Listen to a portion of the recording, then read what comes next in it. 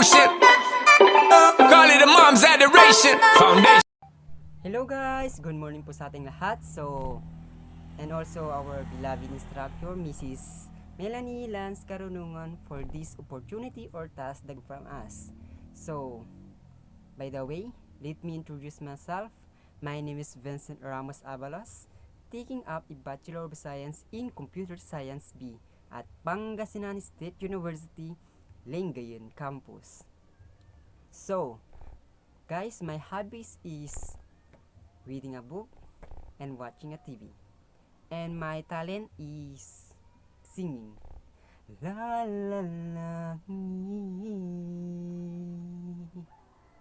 Yan po guys. So, umpisa na natin po ang ating vlog at ito po ay pinamakatan o ang aking project ang Be an Example of Many Children, How to Give Love Our Environment. So, umpisan ko po ito guys sa aking background project na sumisimbolo na ginawa ko po itong project is just because to entertain many children na maging aware sa kanilang pamumuhay, na gawin nating praktikado ang ating buhay para nang sa ganon is hindi sila ma-entertain sa ibang bagay tulad ng mga droga at iba pa. So guys, narito na yung mga pinapakita ko po yung mga natapos ko na pong ginawa or activities. Sorry guys kung blurred. So, nandito guys, i-entertain ko na po sa inyo guys. Nandito po yung pagbabasa sa kanila or yung pagtulong sa kanila kung paano magbasa, at isa na rin dito is yung pagtatanim. Guys, ito yung naisip ko pong gawin para sa kanila is yung pagtatanim para maging to enhance their knowledge or skills sa pagtatanim, para sa kanila rin yun para may pakita na nila na kaya nila na gawin ang isang bagay at nakakatulong pa sila sa environment natin. So guys, yun po. And the objective of my research project is to connect the children to base or to make a powerful weapon to give them to give a smart knowledge to how to do it works, their capability on how they live in this world.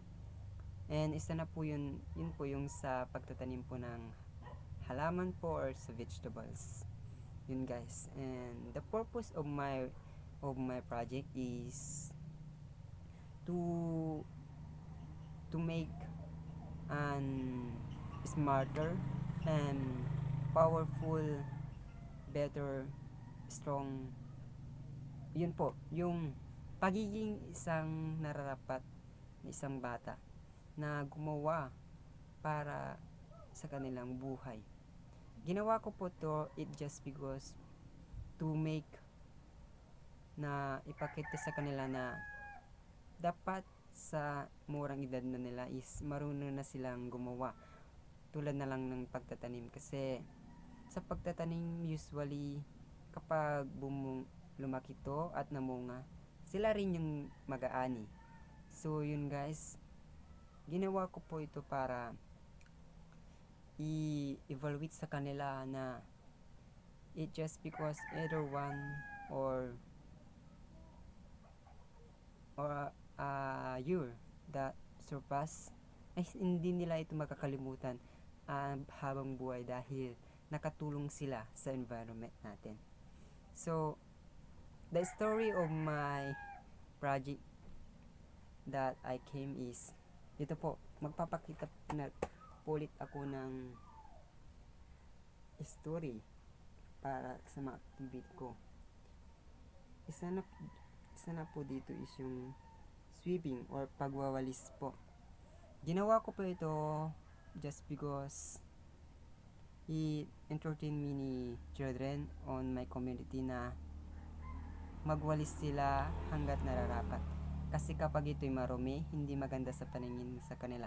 Isa yon po sa ipinahatid ko po sa kanila bago nila ginawa yung task na ipinagkalog ko sa nila, na gawin nilang praktikado, na araw-araw na lang gawin niyon para maging malinis ang ating kapaligiran or yung kanilang kapaligiran. So yun po guys, and I started my project is to my community to planting and sweeping and etc. And the story, the challenging moment that I have through in order to comply with my requirements or overcome the challenges is yun po, maraming balakid or maraming challenges na nangyari para mabuo ko po itong project na ito. Isa na po dito is yung kawalan ng internet connection at iba pa. May papay ko lang po dito sa ating lahat na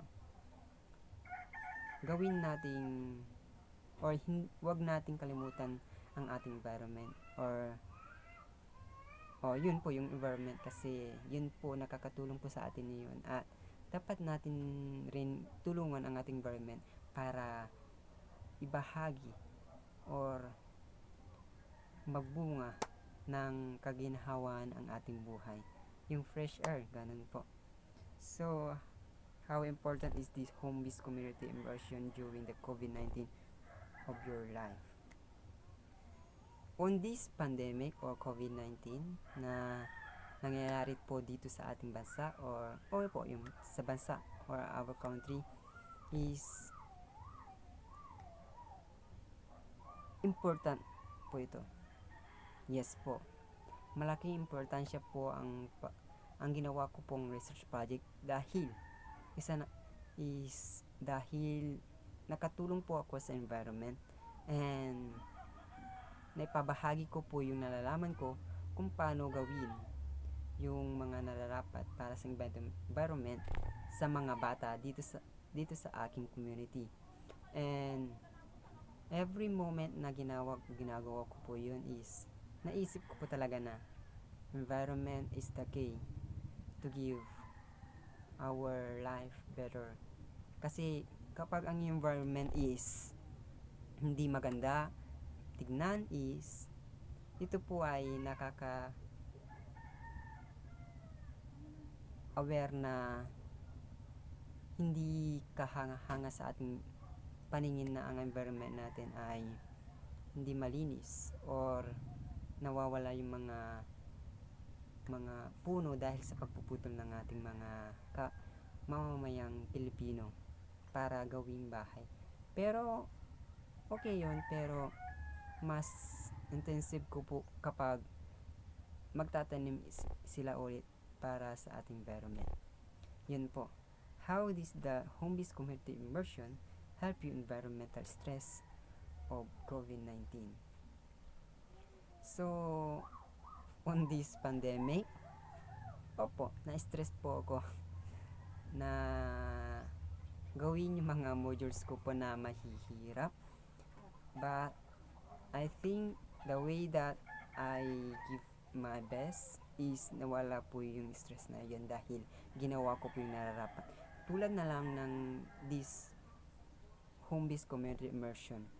Ginawa ko na lang po itong isang bahagi ng buhay ko na kailangan kong gawin or mission ko po sa aking buhay para ipabahagi sa mga bata na gawin ang pagtatanim para sa ating mundo, para ito'y magyabong at hindi ito masisira sa kahit anumang sakuna or pandemya dito sa ating mundo. And after all the challenges, what the lesson you have learned in your home-based community? After kong ginawa po itong home-based commuter immersion ko pong ito is my one reasons na ginawa ko po ito is para sa mga bata at para sa ekonomiya. Ang nagustuhan ko po dito sa home-based community immersion ko po na ginawa is